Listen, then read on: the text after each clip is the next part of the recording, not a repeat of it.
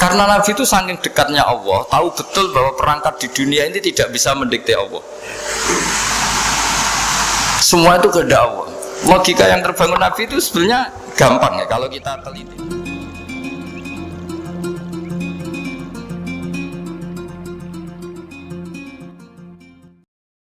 Bismillahirrahmanirrahim. Nah, kemarin pas Pak Yusuf sama Bu Sulis sowan saya itu tak beri cerita agama itu milik Allah. Sehingga teori yang dikatakan manusia itu ya teori saja, tetap semua itu di tangan Allah. Ya saya saat itu cerita, misalnya saya ditanya, ini besi, materi besi dengan kaca itu kuat mana? Mesti kita menjawab kuat besi.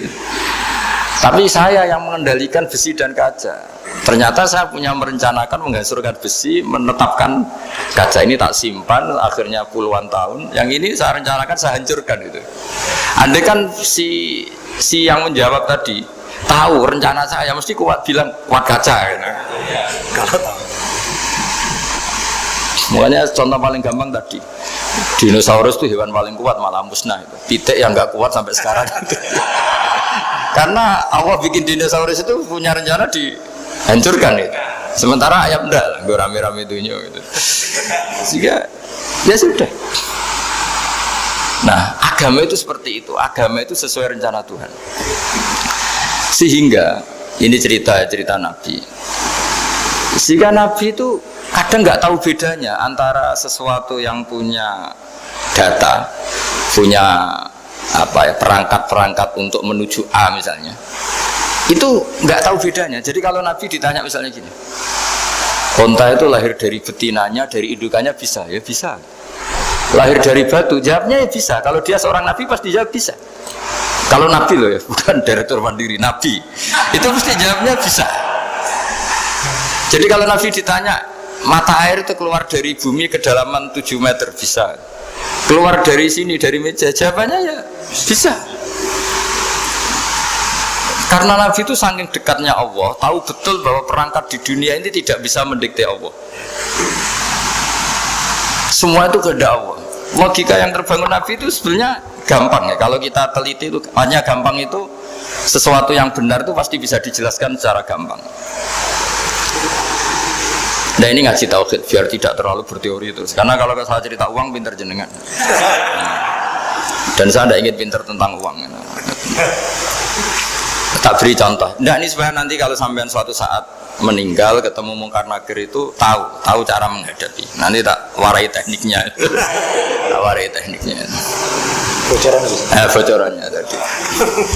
Makanya ada cerita, agama ini baik sekali. Orang bocorkan ujian nasional itu kriminal, bisa ditangkap parositi. Tapi agama ini, pertanyaan Mungkar Nakir dibocorkan semua kiai, itu nggak ditangkap sama Mungkar Nakir.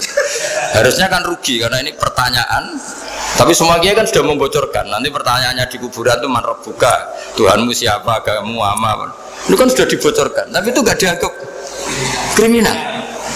Sementara kita sekolah SD, sekolah SMP bocorkan soal itu dianggap kriminal.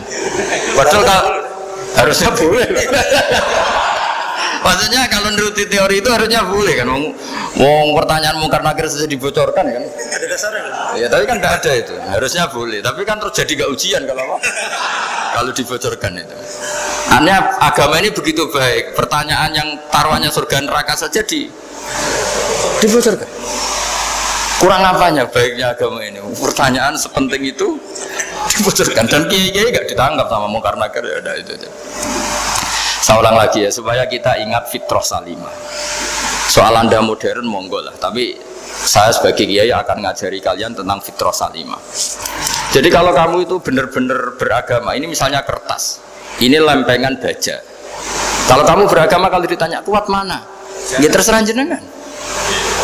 Karena bisa saja kertas ini aku punya niat tak simpan di arsip nasional. Baja ini tak niatkan, tak luluhkan, tak hancurkan.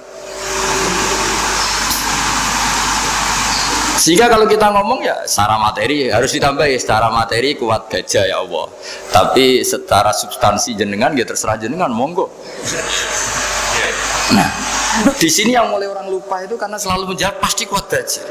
Kata pasti ini yang akhirnya orang menghilangkan teori beragama. Berdasar logika aja. Berdasar logika.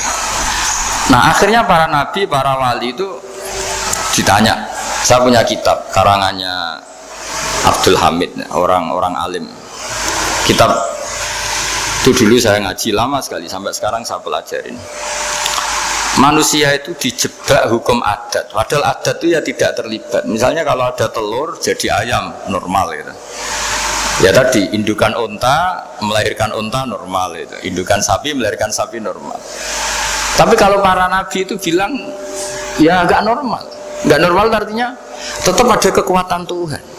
Indukan unta tahu apa tentang unta? Dia punya kekuatan apa? Bisa melahirkan unta, bisa menciptakan unta di perutnya, bisa ada jantungnya, ada paru-parunya, ada ususnya. Dia bisa apa? Di situ ada tangan Tuhan itu. Karena para nabi cara berpikir gitu, melihat tembok ya sama. Tembok sama indukan unta itu sama, sama-sama mungkin mengeluarkan unta. Sehingga ketika Nabi Soleh ditanya, bukti apa kekuasaan Tuhanmu? Apa bisa mengeluarkan unta dari batu besar ini? Jawabannya Nabi Soleh ya bisa, langsung saja bisa.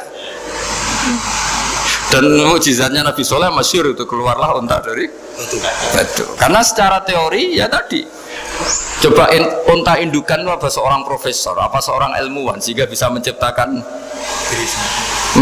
anaknya itu. Apa dia terlibat dalam menciptakan jantungnya, paru-parunya, ususnya? Kan tidak juga. Telur bisa apa coba? Gobloknya bukan main telur itu kan. Tapi bisa mengeluarkan ayam, dia bisa apa? Nah, para nabi, para wali itu tahu semuanya itu kekuasaannya Allah. Nah, kalau karena kekuasaan Allah, bedanya apa dengan tembok? Makanya Nabi Muhammad ketika di padang pasir, semua sahabat bingung, nggak ada air, ya Nabi santai aja. Ini gimana Nabi nggak ada air, nanti orang mati kehausan. Nabi ya santai aja. Kamu ingin air katanya? Iya. Nabi nunjuk apa itu ya sudah, terus ada air. Ada yang keluar dari jemarinya, ada karena Nabi itu nggak tahu bedanya antara ini mungkin dan tidak mungkin tuh, nggak tahunya itu ya semuanya itu Allah. Kalau kamu kan nggak. Wah daerah gini nggak mungkin ada air. Ini kan padang pasir. Air itu biasanya di daerah hutan gini malah berteori macam-macam. Seakan-akan tidak ada Tuhan.